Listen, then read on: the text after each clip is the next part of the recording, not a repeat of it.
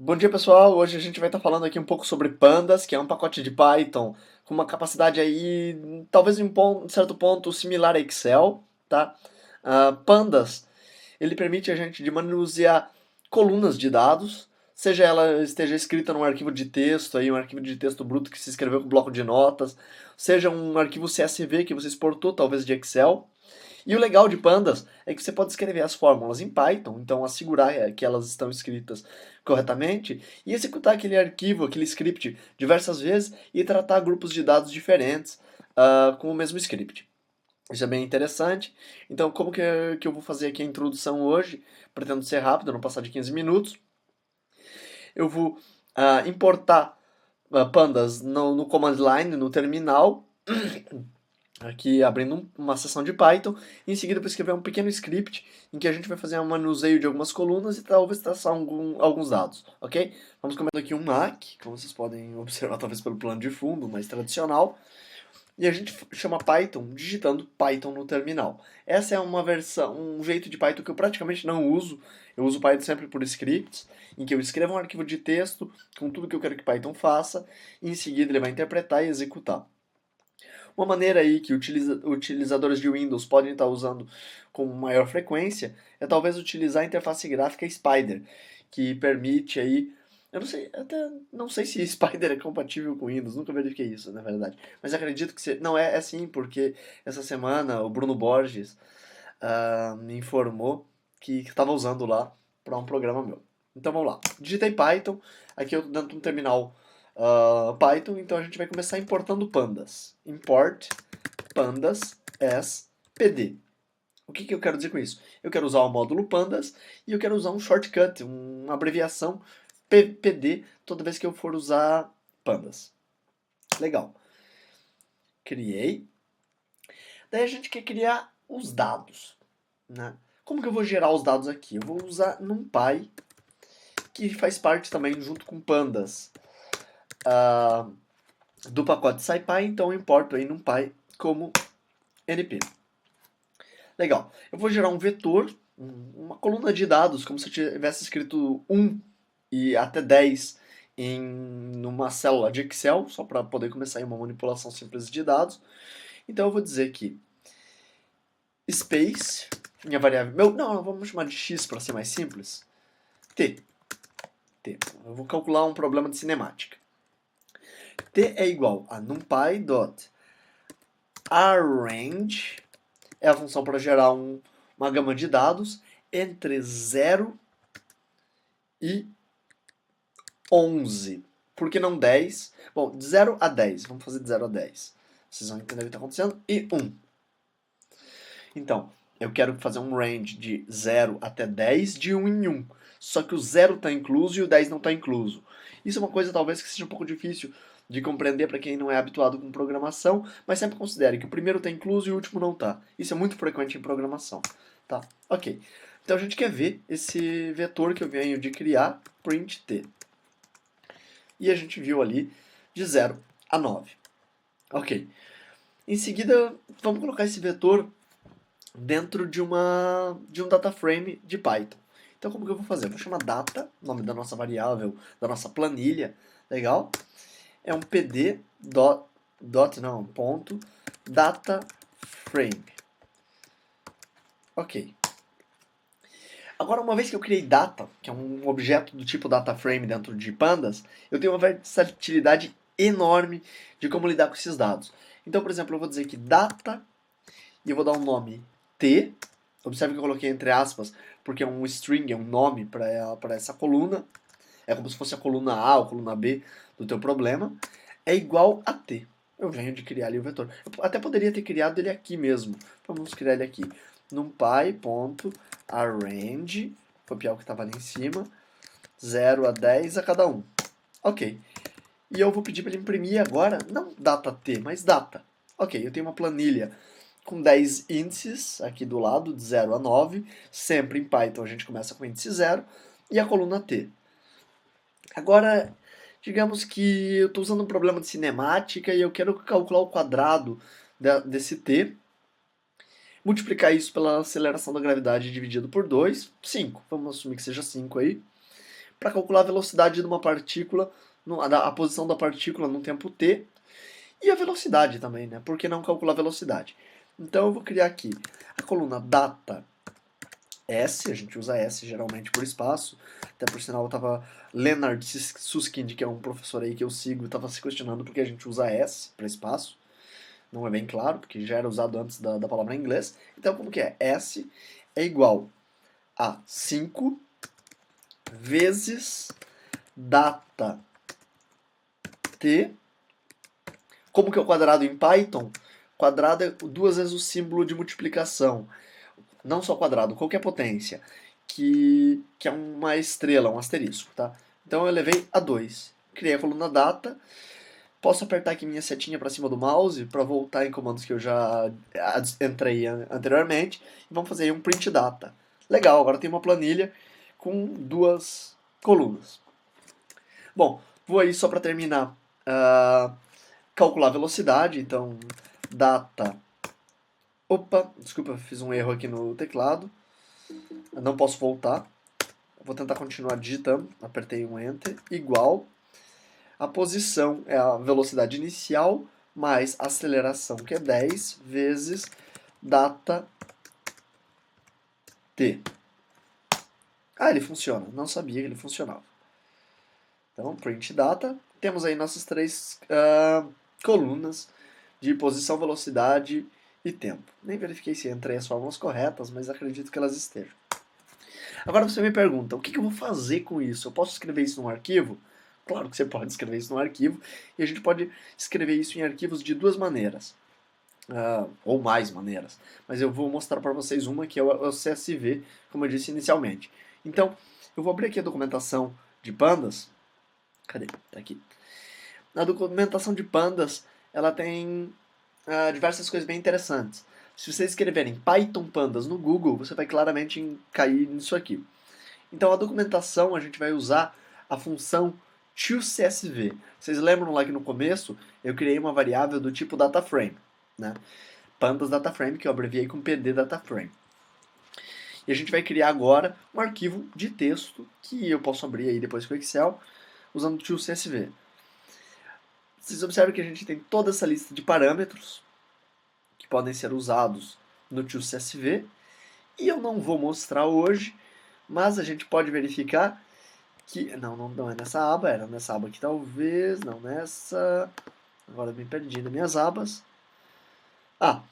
Que existem funções de leitura e escritura para Excel diretamente de pandas. Eu nunca testei essas funções, mas imagino que elas não copiem fórmulas, elas copiam valores. Vou verificar e posso falar sobre isso daqui a alguns dias. É interessante ter uma interface entre as duas, fazer a produtividade, toda a matemática, tudo que você vai fazer com pandas, e daí finalmente mostrar para as pessoas os resultados, para aqueles noobs, vamos chamar eles, que não sabem utilizar alguma coisa mais decente na vida, o resultado em Excel. Mas a gente também vai traçar um gráfico daqui a pouco.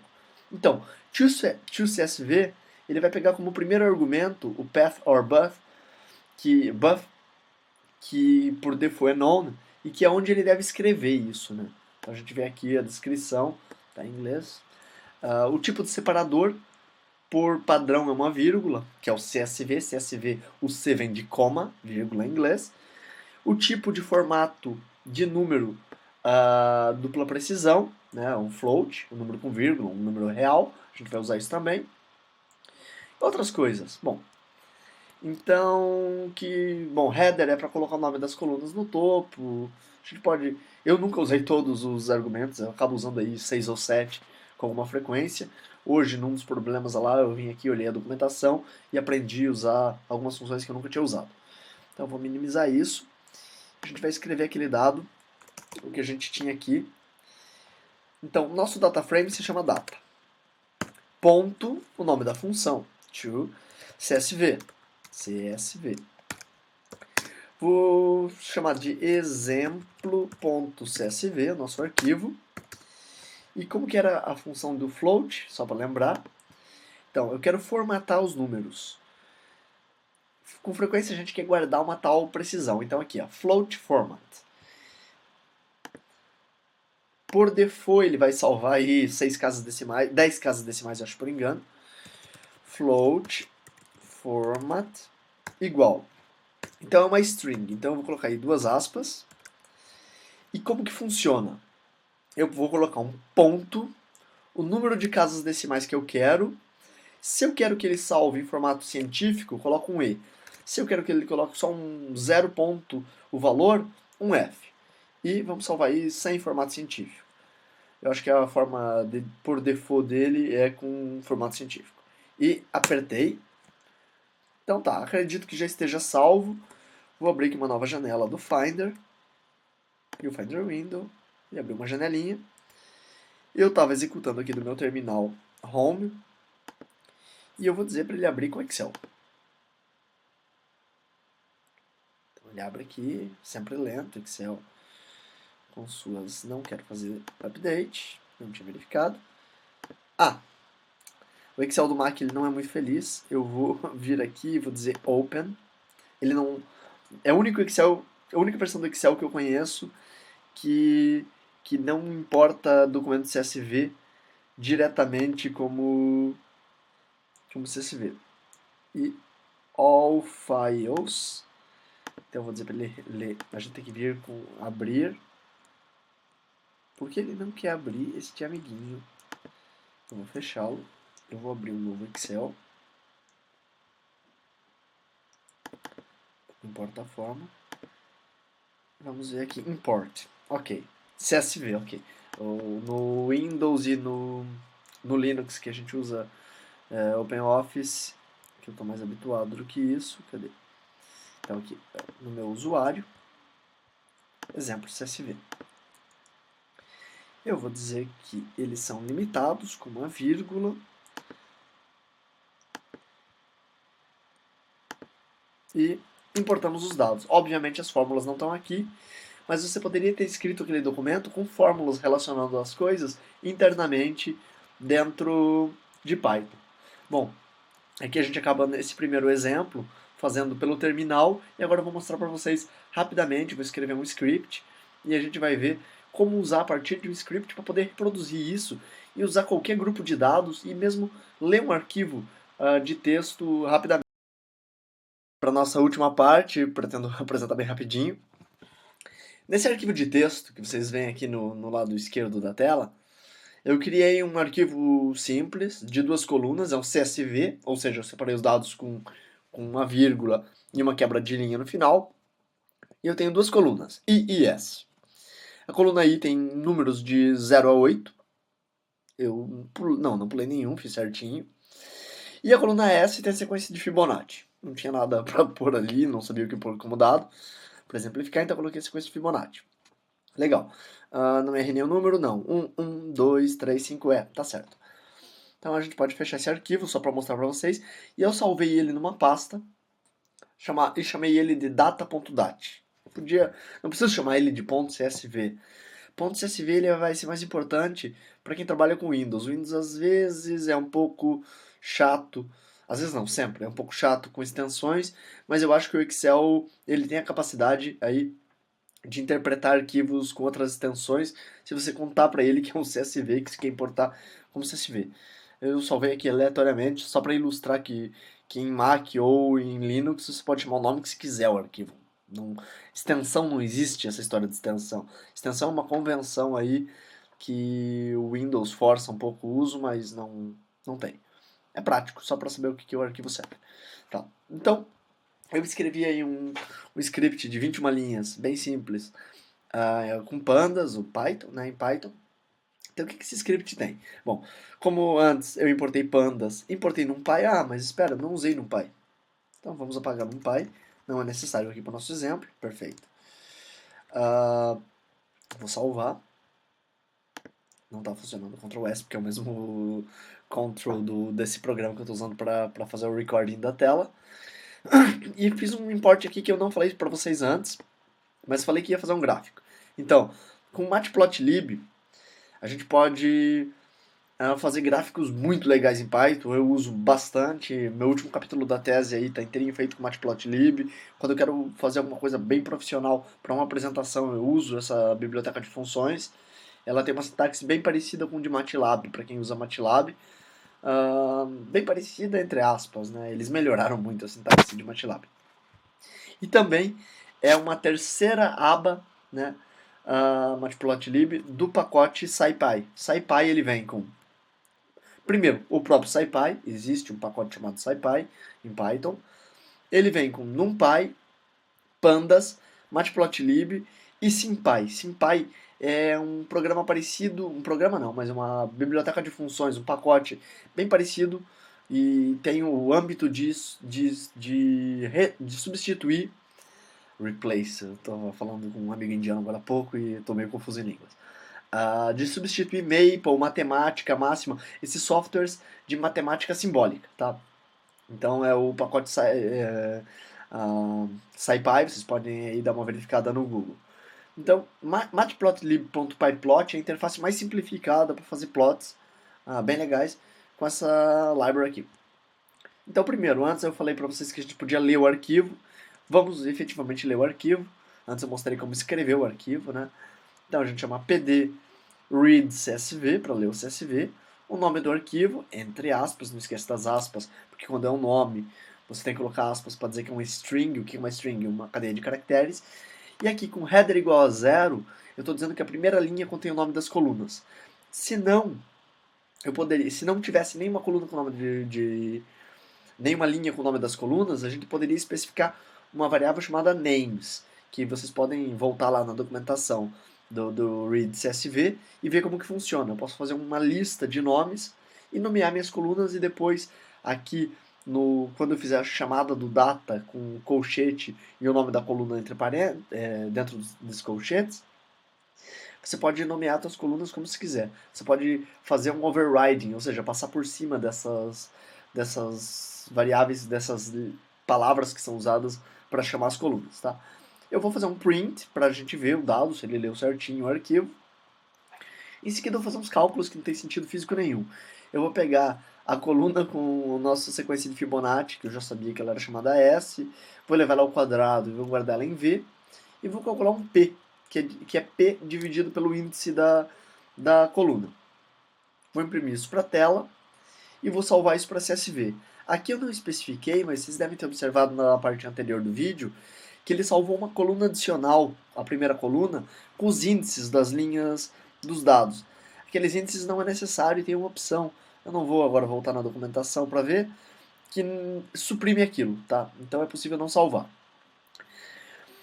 Aqui, essa linha aqui, ela representa uma das coisas mais bonitas sobre a sintaxe de Python que eu acho, que é a abertura de variáveis numa mesma linha. O que eu estou fazendo? X, Y, Z.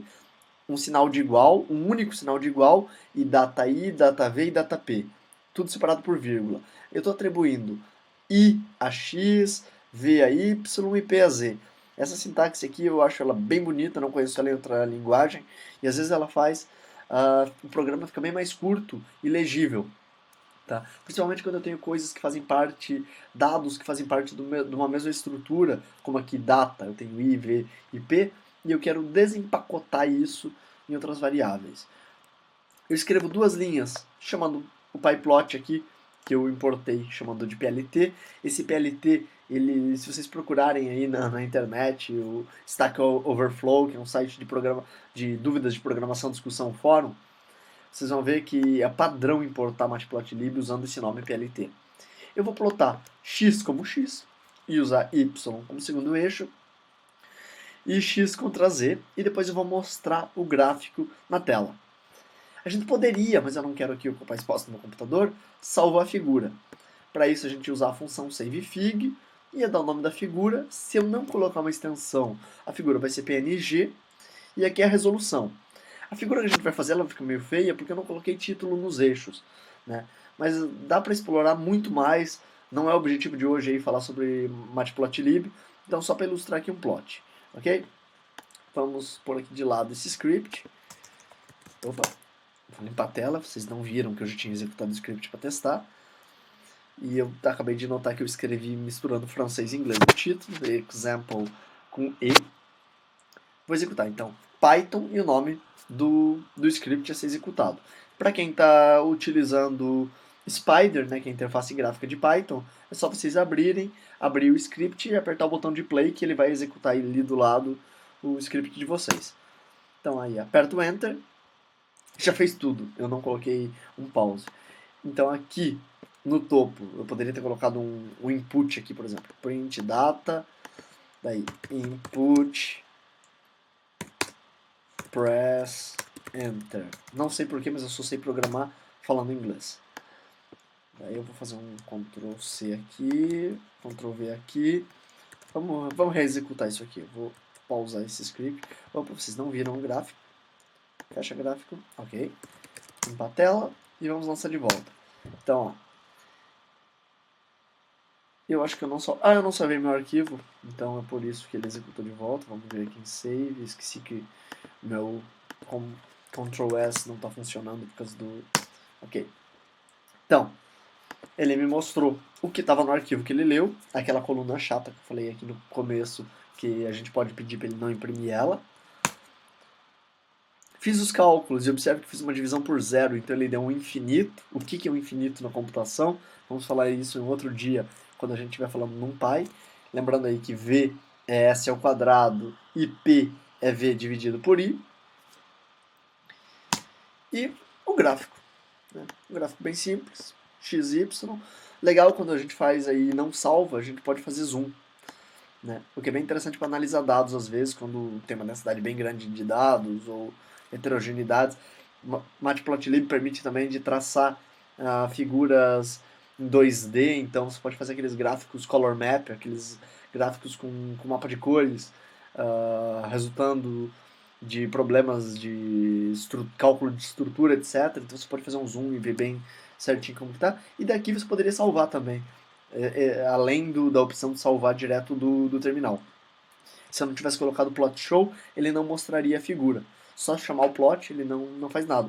Então eu poderia não pedir para me mostrar a figura e salvar os resultados, que é o que a gente faz frequentemente quando está fazendo computação científica. Não está na frente do computador esperando o teu cálculo terminar. Demora dias, às vezes. Meses. Bom, pessoal, era isso por hoje. A gente vai parando aqui. E muito em breve mais sobre pandas, Python, NumPy, computação científica, etc. Valeu!